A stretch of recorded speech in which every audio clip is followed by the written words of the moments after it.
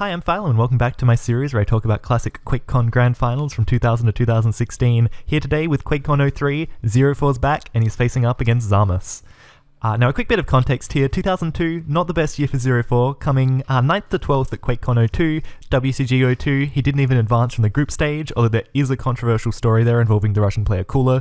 2003 is looking like a much stronger year overall, he's come second at ESWC 2003 to Kula, so 04, you know, he's back at the top, and he is ready to potentially take his third QuakeCon title and to become the first person to win 3 QuakeCons. Zamus, on the other hand, is a highly successful Swedish player.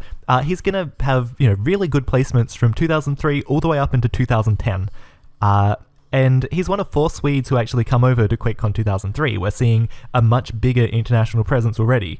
We have Zamus and his little brother Arrow, Fox and Gopher, all from Sweden. Lexa makes the trip over as well. Just a much more international tournament all around. Unfortunately, I don't know much about Zamus. I've watched him a few times in Quake Live, but it was kind of before my era. So I'm definitely interested to see him. I know apparently he has a strong blood run. The map we're going to be seeing today is Campgrounds, and it looks like this is the only map played in this grand final. Best of 1 grand final. Seems insane by today's standards, but I guess that's just how it's done. And also importantly, this is a $50,000 tournament. Okay, the winner of this takes away 25 grand US, massive prize, and this is as big as the prizes that a QuakeCon Duel final are going to get until the Quake World Championship in 2017, okay? Most of these Quake Live finals we're going to watch, these have, $20,000-$25,000 first prizes, and it gets a bit more confusing because as of 2003, there's Duel and Capture the Flag, team modes and stuff split the prize pool up, but this is the biggest Duel prize pool we're going to see out of any of these series. Other QuakeCons may match it, but none will surpass it. So let's get into the game. Alright, here we go, watching 04 off of this spawn. He gets to see Zamus collect that mega health, knows that no funny business is going to be happening there. Railgun would be lovely, missing that railgun. Rocket jump, not so lovely, but he still has all the time to get back around to it. Zamus, yep, here he comes to the bridge. Good bit of damage with that OG. 04, that red armor evaporates very quickly. Especially after rocketing yourself like that. 04 is going to hang around in case Zamus wants to jump across to that rail. Last year we saw Lexa get a really nice shot, and Zamus has positioned himself beautifully, cutting 04 off from the side of the map with this red. 04 sees the rocket jump. He should know that he's going to be a little bit late here and there. Zamus perfectly pushes 04 away. Thankfully there's a yellow armor here for 04, and now he can start thinking about this next red again. I love the position. Here's Zamus collect the rail, so now 04 does have to be a little bit more cautious. Nice aggressive push here. Unfortunately for Zamus, 04 has a good rocket ready for his feet, and combined with the railgun, that's going to mean that 04 should actually have the upper hand at this next mega health. He has time to come and get this armor, maybe? Maybe not. I think he actually might realize here. Oh no, there we go. He just has enough time.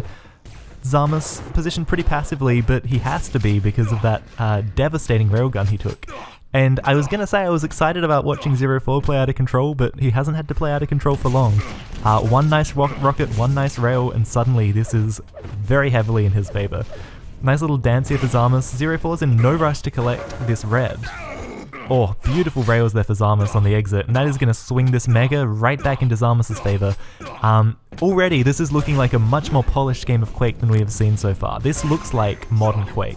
Now, 04, I love the pressure there, pinning Zamus onto that yellow armor. Zamus wants to get cheeky with the shotgun, doesn't seem to know the exact time for the mega. 04 just waits above, knows that there's no rush to drop down. I like this pressure with the plasma gun. Zamus is going to win himself an armor for this surely, and almost gets out, but that is a sick railgun for 04. Again, reminding us all, 04 is still playing with a bull mouse at this point, which is absolutely nuts. How does he hit a flashy little rail like that? I would be impressed by that rail today.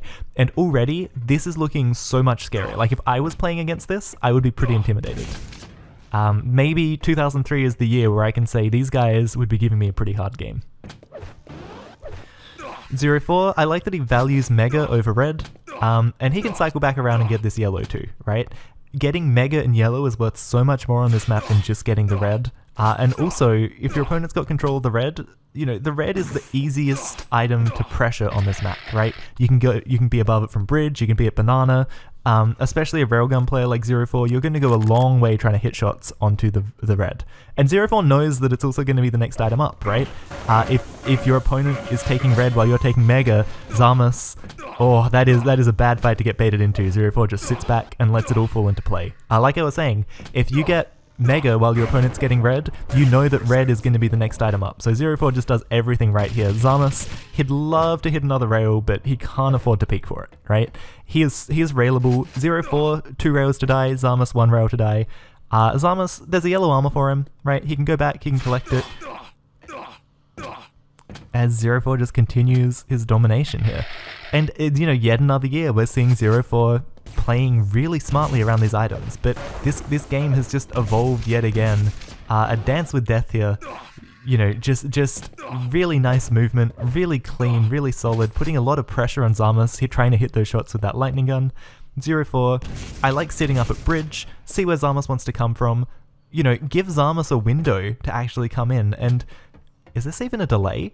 Look at this. Okay, if I bring this timer up right now, 0-4 has just put a nice cute little 10-second delay between red and mega. That means that he has extra time to get between them, and that means that Zamas might actually try and commit to that item and be caught out there, with his pants around his trousers with no idea when the item's coming.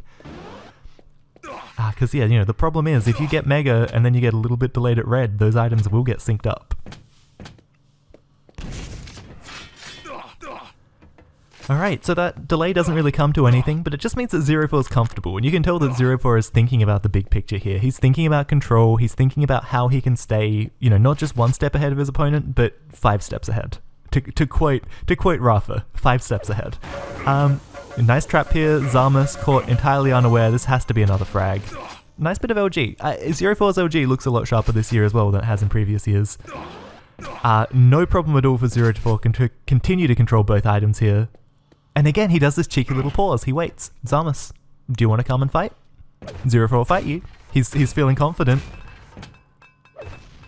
And again, we're going to see this delay. Again, I'll bring this timer up. He's going to collect that red right as the mega says 15. Or around as the mega says 15, right? He's a second later than I predict, but it's just such wise and such thoughtful play, right? If 0-4 wants to control the map like this, it's going to be really hard for Zamas to break him, and a 5 frag lead can suddenly get really, really scary, even though there are quite a lot of spawns on this map. I like this pressure from Zamas, but he has to survive. And he's probably taken a little bit too much damage with that exit rocket. I find it really hard to gauge how much damage players are taking in this. Now, 0-4 has just thought, he's just thought it through. He knows that there's nothing Zamas can do to actually kill him there. That 0-4 is in such a position where he can get up, and this has to be a rail. I'm going to predict 0-4. Oh, doesn't hit a rail. I was excited for it. 0-4 has a good gut instinct on that yellow. It doesn't go anywhere. He knows, again, he's not going to get caught up waiting in an item that he's not sure about when he could just continue his domination of control. How does Zamas break this? That's really got to be the question, and I think similar to what I said last year, I would love to see him with that railgun hanging out at banana, right? Just back from where 0-4 is a bit. Lovely spot to take some pot rails onto red and then back away. You only need one to really, not equalize, but it's a great step towards equalizing, right? If you hit 1 rail onto red, oh no, 0-4 has read this out perfectly. Zamas actually just chilling out on the bridge. I was busy talking. 0-4 probably got a sound cue or something and realized that he had Zamas pinned there. Zamas, he just wants to dive down. What do you even do against this? And unfortunately, it looks like we're going to see another year of total domination. Now, look, it isn't necessarily over. You can get a lot of spawn frags on this map. Zamas could make up 8 frags in a minute or two, no problem. And it was done multiple times in the history of Quake 3. There are a few really notable, specifically DM6s or campgrounds, where people pulled back some fairly hefty deficits, in the last few minutes of the game. But I suspect this will not be one of those years with how 0-4's playing this. He looks so clean, so scary.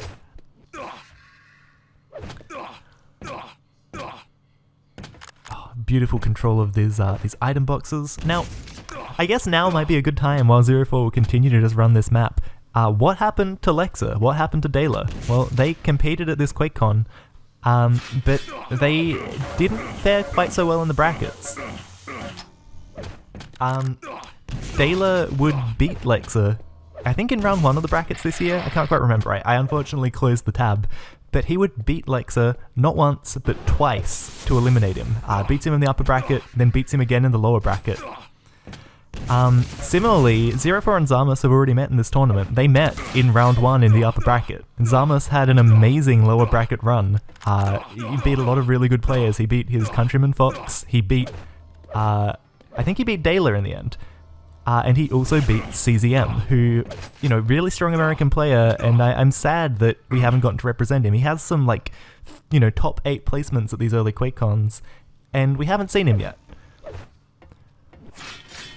As we do see 04 just continue to dominate here. Now, I'm just going to bring up the timers real quick, because it did look like Zamus just stole away a Mega. And of course, it is really, really hard to cycle both items just because of the timing drift between them. You know, if you're putting pressure on your opponent and making sure they can't just comfortably delay them like 04 was doing before, then yeah, you are going to eventually get some items back. Zamus, this is an awkward fight for both players really. I don't think anyone's hit kind of that magic shot that they want, but Zamus, just in terms of delaying 04, makes enough space that, yeah, 04 can't push him and Zamus is going to fall onto a red. Or if 04 doesn't hit that rail, it's a beautiful push, but just that little bit of exit damage, it makes all the difference. But it's not really just the exit damage, it's going to be how 04 plays off of this. He is aware that Zamus is hungry for HP, so he's spamming out the HP bubbles. It's all about the dodging right now. I think that railgun would have killed 04, so absolutely playing with fire, but the reward for that, like continuing again to just basically lock Zamus out of the map with these items, massive commitment, massive reward. I like this position to come out for a few cheeky rockets, but the problem is how much damage Zamus takes when he does it. You know, he's walking into a lot of LG. It feels like he's probably exposing himself a little bit more than he needs to in some of these fights, right? Deal a lot of damage, or as much damage as you can without taking damage in return. Awkward looking engagement there for 04, you know, maybe just taking a break, blinking at the wrong moment. Zamus gets a nice rail, but again, 04 knows what to do. He has that red armor to collect still. He knows where all the HP bubbles are. He seems just as strong as he was before he took that rail. Again, Zamus comes into pressure from this location. He hasn't been hitting great shots from it. He's been taking a lot of LG. He hangs around less this time, which is good, right? And because we're getting into this point where 5 minutes to go, it's starting to get do or die for Zamus, especially dying, right? With 4.5 minutes on the clock and 11 frags to make up, absolute nightmare. 04, he's looking for Zamus to collect guns, right? He's collecting the LG, he's collecting the rockets, he knows that the only other gun Zamus could be at is the railgun, and of course cleans up another frag from that. 4 minutes, 12 frags. Is it possible? Again, I love how we can see 04 hunting for the guns here. He basically knows the side of the map that Zamus is most likely to have spawned on. Doesn't hit any of his damage there, so it's the perfect situation for Zamus right now. I wish there was a point of view demo of his so we could kind of swap over to him here, but we're stuck with 04.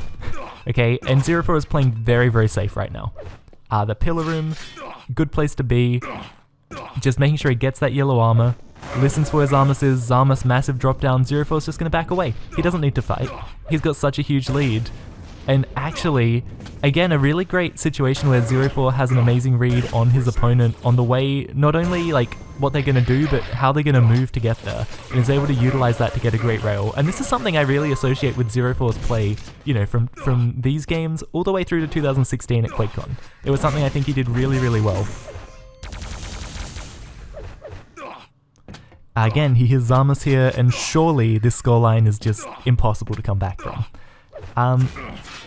Again, I want to say, 04 played this series with a bull mouse. Like, how crazy are some of these rails? I love it. And if someone played Campgrounds, like, I'm going to be honest, you know, I haven't played Campgrounds that much. It just is not a very highly played map in the era that I've been playing Quake. And for good reason, I think. It's an interesting map for sure. These guys make it look like art, but I don't know, I think there are better maps around these days. Maybe that's a controversial opinion. Or at least among people who, you know, maybe haven't played Quake in the last 10 years and seen some of the newer maps, right? People with a lot of nostalgia. This is a good push for Zamus right now, as nothing will really still come of it. Just massive scoreline here. I can't even remember quite what I was saying there, man. bull mice, amazing shots. I would feel intimidated playing against this standard of play from 04, you know? And I think I would have a hard time beating this kind of control, right? I think I might have a few more tricks up my sleeve in terms of being tricky with damage and just especially having the mindset of not taking damage in return, right? That's something that it feels like maybe isn't quite here for these players yet. Like, there's a certain level of polish I think I'd associate with a more modern Quaker that isn't here yet. Nice push here for Zamus. You know, getting himself on the board at least, right? 04 wasn't so much better that Zamus couldn't get a kill. And these are really interesting matches still, right? This is, I think, the last really one-sided game we're gonna see. Maybe, there are a few finals I don't know as much about between now and the Quake Live ones. Actually, 2008 is gonna be a year. Anyway, let's put it like this. There's gonna be a lot of interesting games that are going to be a lot closer than this in the next few videos. that's pretty much for sure. But yeah, 04 will become the first person to win 3 QuakeCons in the year 2003. And winning 3 QuakeCons isn't going to be an easy feat to repeat. As, yeah, Zamus, he calls GG. It's going to be it, right? And I think Zamus calling GG is a good place to cut this video. We can watch a few extra frags come out, or at the very least, I'm just gonna outro now, okay? So this has been another extremely one-sided QuakeCon. Like I said, we're going to have some really good ones really, really soon, but the level of play has exploded between 2002 and 2003 as far as I'm concerned. Like, Lexa brought a massive game to 2002, 04 has brought, as far as I'm concerned, an even more massive game in 2003. So this has been another fantastic year of QuakeCon. Thank you so much for tuning in. I'm trying to pad this out. I'm trying to stretch this intro to fill this last 20 seconds desperately. Please send this video to your friends. If you have people who, you know, used to play Quake 3 back in the day, I would love to hear from them. I had someone on Reddit telling me about getting to school at 5 AM to play LAN games with their teacher and a couple of their other friends. Phenomenal stories, right? I love hearing them. Please keep them coming. Thank you so much for watching, and I'll see you next year for 2004.